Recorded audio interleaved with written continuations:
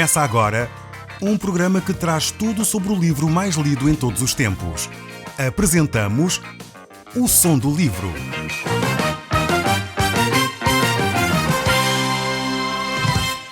Seja muito bem-vindo. Neste podcast vai encontrar o livro mais conhecido e lido em todo o mundo.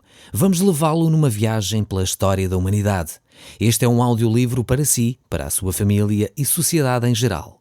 Contextualização e comentários de Paulo Chaveiro. Caro amigo, nós estamos hoje no capítulo 23 do segundo livro de Reis e iremos tentar hoje percorrer os últimos capítulos deste livro. Iremos tentar concluir aquilo que Deus tem para nos dizer através das páginas deste segundo livro de Reis.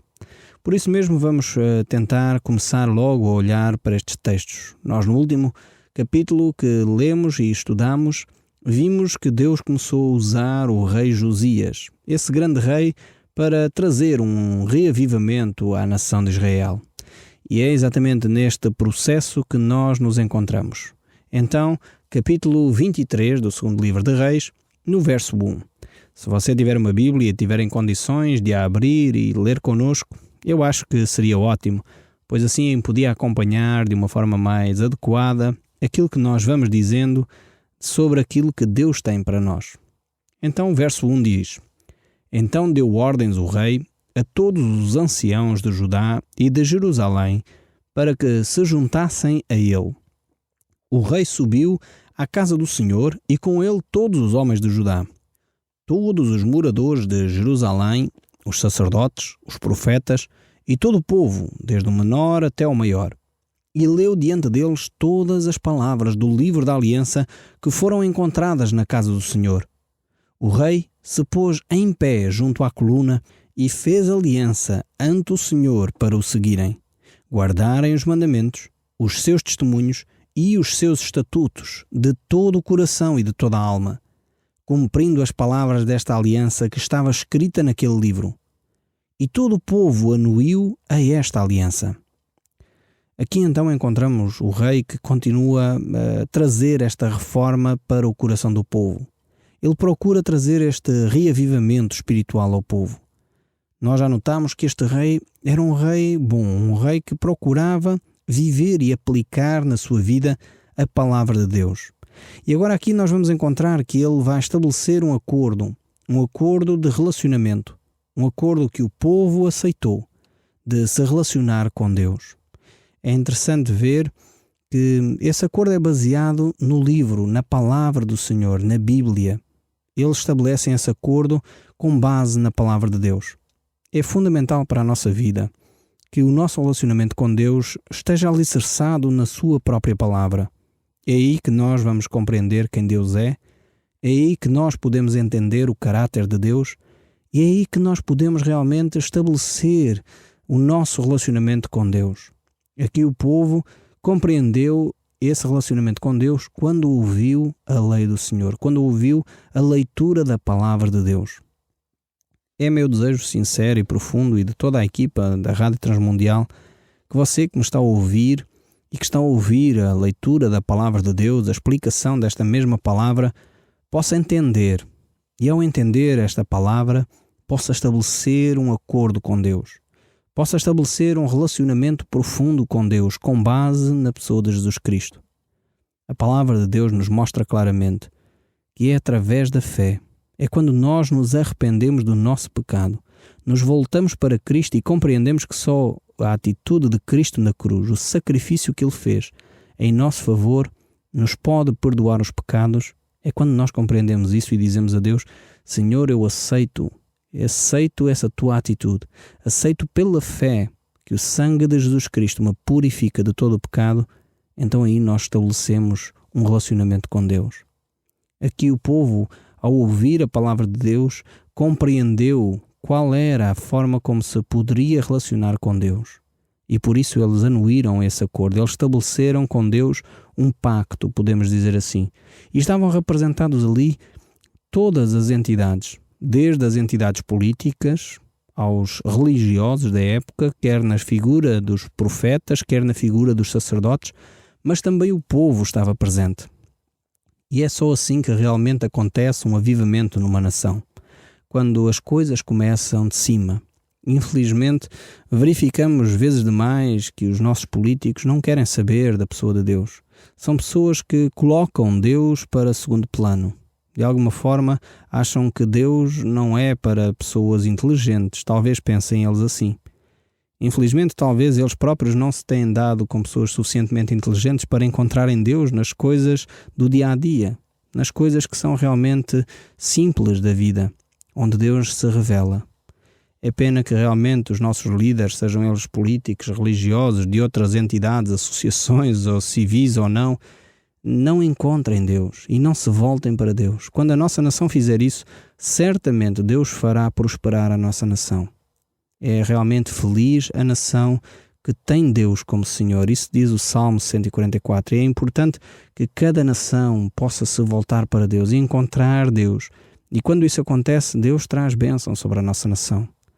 Infelizmente, o povo português é um povo saudosista, um povo que quer sempre voltar aos grandes momentos, e isso temos que reportar a 500 anos atrás. Infelizmente, o povo português já não é grande nesse sentido da palavra desde a altura dos descobrimentos. Esse foi o grande feito, talvez, que marcou a história da nossa nação. Mas é necessário que nós, como povo, entendamos que só poderemos realmente ver diferenças acontecerem na nossa sociedade quando a nossa sociedade se voltar para Cristo, quando o povo se voltar para Deus, quando os líderes da nação perceberem que sem Deus nada somos. E para que realmente haja prosperidade real, prosperidade duradoura, é necessário que o povo se volte para Deus. E como é que faz isso? Devemos voltar para Deus através da compreensão da sua palavra, através da leitura da Bíblia. Quanto mais tempo nós passarmos a ouvir Deus através da sua palavra, mais compreendemos Deus. Muitas vezes as pessoas acham que podem compreender Deus sem ler as Escrituras, e isso não é possível. Vemos aqui, neste caso, que a nação de Israel e o povo começou a entender a necessidade que tinham por Deus quando dedicaram tempo a ouvir a palavra de Deus. E isso é algo que está constantemente naqueles que são filhos de Deus. Se estamos lembrados, no dia de Pentecostes, quando a palavra de Deus foi anunciada, o povo aí se arrependeu. E o que é que fez o povo que queria seguir a Deus naquela altura? Diz o livro dos Atos, no capítulo 2, o verso 44, dizendo: eles perseveravam na doutrina dos apóstolos, na comunhão e no partir do pão e nas orações. Ou seja, o povo continuava a ler as Escrituras, a entender aquilo que Deus tinha para lhes dizer. Nós não podemos esperar revelação de Deus, não podemos esperar grande conhecimento de quem Deus é, se nós não dedicarmos tempo à leitura da Bíblia. E é ótimo que você, que está aí desse lado, possa dedicar estes 22 minutos a ouvir a palavra de Deus. Certamente isto vai começar a trazer a si textos da palavra de Deus que vão falar consigo. Já o têm feito até aqui. E certamente Deus quer continuar a falar ao seu coração. É através dessa ação de Deus em nós, através da sua palavra e através do seu Espírito Santo que nós realmente podemos compreender quem Deus é. O apóstolo Paulo deixou isso escrito na sua primeira carta aos Coríntios, no capítulo 2, no verso 11 e 12, ele dizia: também as coisas de Deus, ninguém as conhece senão o Espírito de Deus. Ora, nós não temos recebido o Espírito do mundo, e sim o Espírito que vem de Deus, para que conheçamos o que por Deus nos foi dado gratuitamente. Ou seja, nós temos o conhecimento de quem Deus é através do Espírito Santo que habita em nós. E esse mesmo Espírito vai nos fazer lembrar todas as coisas que temos aprendido acerca de Jesus Cristo. Isto é o que nos diz também o Evangelho de São João, capítulo 14. O ministério do Espírito Santo é fazer-nos lembrar, é fazer-nos conhecer as coisas acerca de Deus. E como é que ele faz isso? Em primeiro lugar, ele o faz através da Bíblia, através da sua palavra.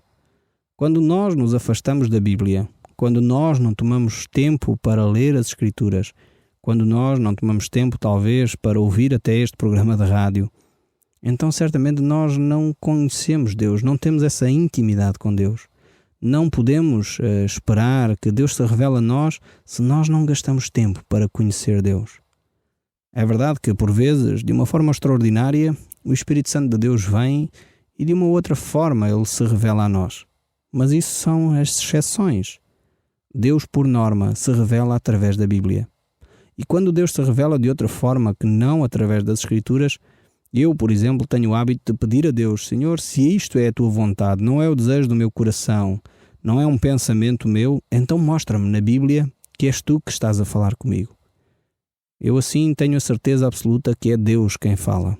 Dessa forma, vejo na própria Bíblia a palavra de Deus, que vem ao meu coração e confirma talvez uma ideia, um sentimento, um desejo que eu tinha. E é dessa forma que eu vejo Deus confirmar a sua palavra na minha vida. Mas continuando aqui, no segundo livro de Reis, no capítulo 23, o verso 4 nos diz o seguinte: Então o rei ordenou ao sumo sacerdote Hilquias e aos sacerdotes da segunda ordem e aos guardas da porta que tirassem do templo do Senhor todos os utensílios que se tinham feito para Baal e para o poste ídolo e para todo o exército dos céus, e os queimou fora de Jerusalém nos campos de Cedron e levou as cinzas deles para Betel. Também destruiu os sacerdotes que os reis de Judá estabeleceram para incensarem sobre os altos nas cidades de Judá e ao redor de Jerusalém. Também os que incensavam a Baal, ao sol e à lua, e aos mais planetas e a todos os exércitos do céu. Também tirou da casa do Senhor o poste ídolo que levou para fora de Jerusalém até ao vale de Cedron, no qual o queimou e o reduziu a pó, que lançou sobre as sepulturas do povo. Também derribou as casas de prostituição cultual que estavam na casa do Senhor, onde as mulheres teciam tendas para o poste ídolo. A todos os sacerdotes trouxe das cidades de Judá e profanou os altos em que os sacerdotes incensavam, desde Jebá até Berzeba, e derribou os altares das portas que estavam à entrada da porta de Josué, governador da cidade, à mão esquerda daquele que entrava por ela. Mas os sacerdotes dos altos não sacrificavam sobre o altar do Senhor em Jerusalém, porém comiam pães asmos no meio dos seus irmãos. Também profanou a Tofté, que estava no vale dos filhos de Inom, para que ninguém queimasse os seus filhos ou a sua filha como sacrifício a Maloque. Também tirou os cavalos que os reis de Judá tinham dedicado ao sol à entrada da casa do Senhor perante a câmara de Natã-Meleque, o camareiro, o qual ficava no átrio, e os carros do sol queimou. Também o rei derribou os altares que estavam sobre a sala de Acás, sob o terraço, altares que foram feitos pelos reis de Judá, como também os altares que fizera Manassés nos 2 átrios da casa do Senhor. E esmigalhados, os tirou dali e os lançou o pó deles no ribeiro de Cedron. O rei profanou também os altos que estavam de fronte de Jerusalém, a mão direita do monte da destruição, dos quais edificara Salomão, rei de Israel, para Astarote, abominação dos Sidónios, e para Quemus, abominação dos Moabitas, e para Milcom, abominação dos filhos de Amon. Semelhantemente, fez em pedaços as colunas e cortou os postos ídolos, e o lugar onde estavam encheu ele de ossos humanos. Aqui estes textos revelam um pouco daquilo que Josias fez. Realmente a nação de Israel vivia uma época de trevas profundas. Vivia numa época em que o povo estava devotado à idolatria. Dedicavam os seus filhos e sacrificavam seres humanos, os seus filhos, ao deus Maloque. Dedicavam-se à idolatria, à prostituição cultural, e era necessário que acontecesse uma reforma profunda, uma limpeza espiritual na nação. Grande trabalho tinha este homem, este rei Josias, para que o povo se voltasse para Deus. Mas o seu trabalho não fica por aqui. O verso 15 deste capítulo 23 ainda continua a dizer: também o altar que estava em Betel e o alto que fez Jeroboão, filho de Nabate, que tinha feito pecar a Israel, esse altar junto com o alto o rei derribou. Destruiu o alto, reduziu-o a pó, e o seu altar o queimou ao poste ídolo. Olhando Josias ao seu redor, viu as sepulturas que estavam ali no monte. Mandou tirar delas os ossos e os queimou sobre o altar, e assim o profanou, segundo a palavra do Senhor, que apregoara o homem de Deus que havia anunciado estas coisas. Então perguntou: que monumento é este que vejo? Responderam-lhe os homens da cidade: é a sepultura do homem de Deus que veio de Judá e apregoou estas coisas que fizeste contra o altar de Betel. Josias disse: deixa-o estar, ninguém mexa nos seus ossos. Assim deixaram estar os seus ossos com os ossos do profeta que viera de Samaria. Também tirou Josias todos os santuários dos altos que haviam na cidade de Samaria e que os reis de Israel tinham feito para provocarem o Senhor à ira. E lhes fez segundo todos os atos que tinha praticado em Betel. E matou todos os sacerdotes dos altos que haviam ali, sobre os altares, e queimou ossos humanos sobre eles, e depois voltou para Jerusalém. Aqui realmente Josias toma atitudes bastante radicais para que a pureza, a sinceridade na devoção a Deus pudesse ser retomada. Talvez algumas destas atitudes para nós poderão ser bastante chocantes, por um lado. Por outro lado, era necessário medidas drásticas para levar o povo a perceber o horror que eles tinham praticado até ali. E você, talvez, que me está a ouvir, pode concordar comigo. Deve ser horrível ver alguém a sacrificar os seus próprios filhos por causa de uma imagem de escultura. A dedicar os seus filhos em sacrifícios, esfaqueando-os, queimando os filhos vivos muitas vezes, por causa dessa idolatria. A palavra de Deus nos mostra que por detrás da idolatria, por trás das imagens de escultura, normalmente há ação satânica a ocorrer. Há demónios que se movem por aí, levando as pessoas a praticar loucuras completamente, como esta de matar os seus próprios entes queridos por causa de superstições, por causa de ignorância. É necessário realmente que Josias tomasse atitudes severas para que o povo percebesse o erro que tinha vivido. Mas o texto bíblico ainda continua no verso 21 deste capítulo 23. Deu ordem o rei a todo o povo, dizendo: celebrai a Páscoa ao Senhor vosso Deus, como está escrito neste livro da aliança. Porque nunca se celebrou tal Páscoa como essa desde os dias dos juízes que julgaram a Israel, nem durante os dias dos reis de Israel, nem nos dias dos reis de Judá. Corria o ano 18º do reino de Josias, quando esta Páscoa se celebrou ao Senhor em Jerusalém. Agora, Josias vai propor ao povo, depois desta limpeza, depois de retirar toda a idolatria, todos os altos, todas as imagens de escultura, ele propõe então a celebração da Páscoa. A Páscoa simboliza realmente a libertação. Tem este símbolo profundo de uma libertação espiritual, uma libertação da escravatura do povo de Israel, que ao sair do Egito experimentou realmente o que significa ser livre. E agora era necessário que Israel experimentasse a verdadeira libertação espiritual. E era isso que Josias estava a propor à nação, que eles pudessem experimentar a Páscoa. Esta Páscoa que só é experimentada quando o povo se propõe viver dentro da palavra de Deus. O verso 24, ainda deste capítulo 23, diz: aboliu também Josias os médiuns e os feiticeiros, os ídolos de lar, os ídolos e todas as abominações que se viam na terra de Judá e em Jerusalém, para cumprir a palavra da lei que estava escrito no livro que o sacerdote Hilquias achava na casa do Senhor. Antes dele não houve rei que lhe fosse semelhante, que se convertesse ao Senhor de todo o coração e de toda a alma e de todas as suas forças, segundo toda a lei de Moisés. E depois dele nunca se levantou outro rei igual. Não obstante, o Senhor não desistiu do furor da sua grande ira com que ardia contra Judá por causa das provocações com que Manassés o tinham irritado. Disse o Senhor: também a Judá removerei de diante de mim como a removi a Israel. E rejeitarei esta cidade de Jerusalém que escolhi e da qual eu dissera: estará ali o meu nome. Vemos que realmente este homem, Josias, foi um grande rei. Não houve outro como ele, nem antes nem depois. E como eu disse, é para mim muito precioso olhar para aquilo que Deus fez através deste homem Josias.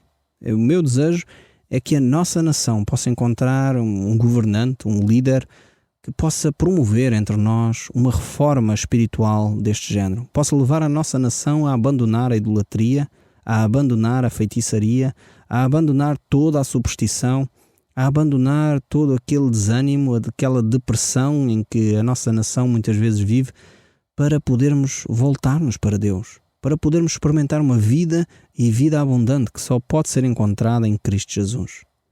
E o verso 28 continua a dizer: quanto aos mais atos de Josias e a tudo quanto fez, porventura não está escrito na história dos reis de Judá? Realmente este homem foi de facto extraordinário, mas entretanto ele agiu de uma forma pouco prudente e saiu à guerra com o rei do Egito e morreu. Talvez foi o grande erro de Josias, foi não ter consultado ao Senhor neste seu ato. O capítulo 24, no verso 1, nos diz: nos dias de Jeoaquim subiu Nabucodonosor, rei da Babilônia, contra ele, e ele por 3 anos ficou seu servo. Então se rebelou contra ele, enviou o Senhor contra Jeoaquim bandos de caldeus e bandos de sírios e de moabitas e filhos de Amon, enviou contra Judá para os destruir, segundo a palavra que o Senhor falara pelos profetas seus servos.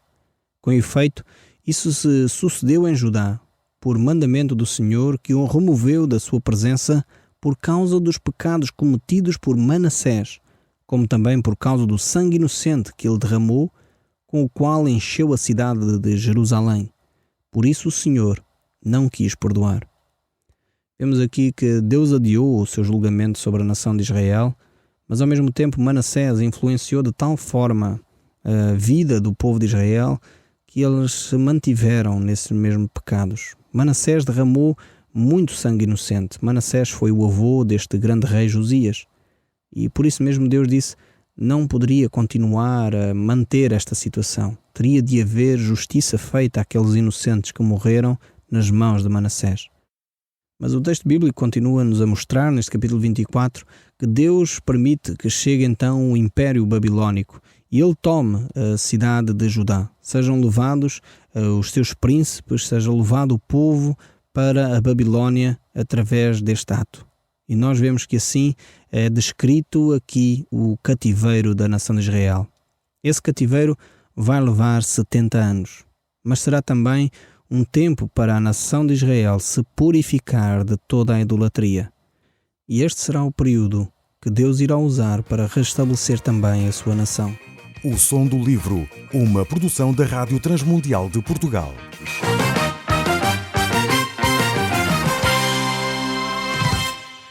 RTM. Conhece todos os nossos programas em rtmportugal.org. Uma produção da Rádio Transmundial de Portugal.